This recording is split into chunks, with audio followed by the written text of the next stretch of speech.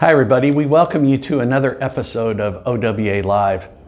I wanted to just take a step back. So much talk in the media right now is about a recession, potential stagflation.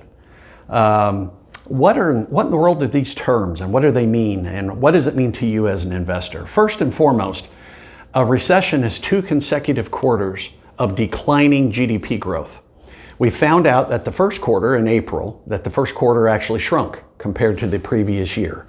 We don't know where we are right now for Q2, but I'll be honest, in the data that I've read, most CEOs are saying that they think that we are in a recession right now, but we don't know it because it's a lagging indicator. So what's the Fed doing about this? We know that to combat inflation, what they're doing is that they are raising interest rates. That's painful, right? We all feel it in our pocketbook. We feel it when we go to the bank to get a loan.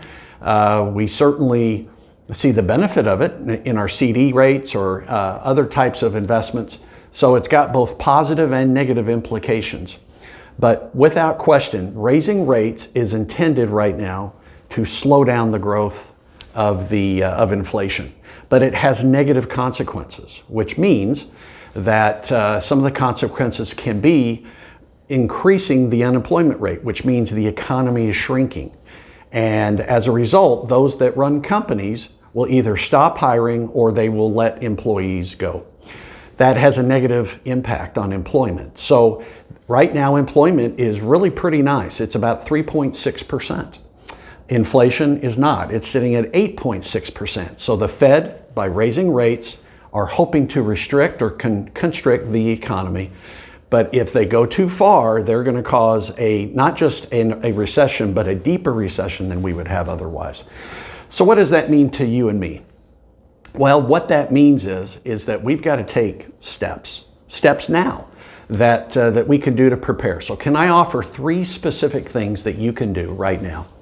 The first one is to make sure that you have emergency cash set aside, at least 6 months in case of an emergency, in case you are let go from your job.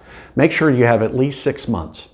Second thing is look at any types of interest rate investments you have, a credit card, a mortgage, anything that adjusts, and make sure that you are eliminating those from your investments or your assets. The reason for that is because rates are going to go up and that cost of debt is going to get more expensive. So rein that in. So first one is make sure you have 6 months of cash. Second is rein in anything that's adjustable because rates are going to go up.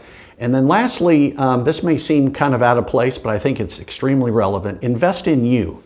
Look at your career. Are you well positioned? Are you safe with your employer?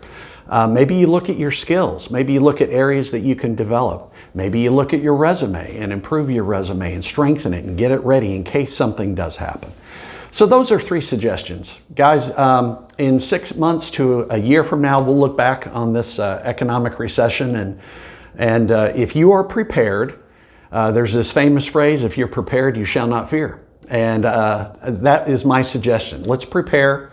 Fear is not going to enter into the equation. But let's make sure that we're prepared to take on a recession should it occur. And even if it is a lasting recession that lasts more than 2 quarters, let's make sure that we take those steps in our personal lives. Okay, guys, until next time for another episode of OWA Live. Take care.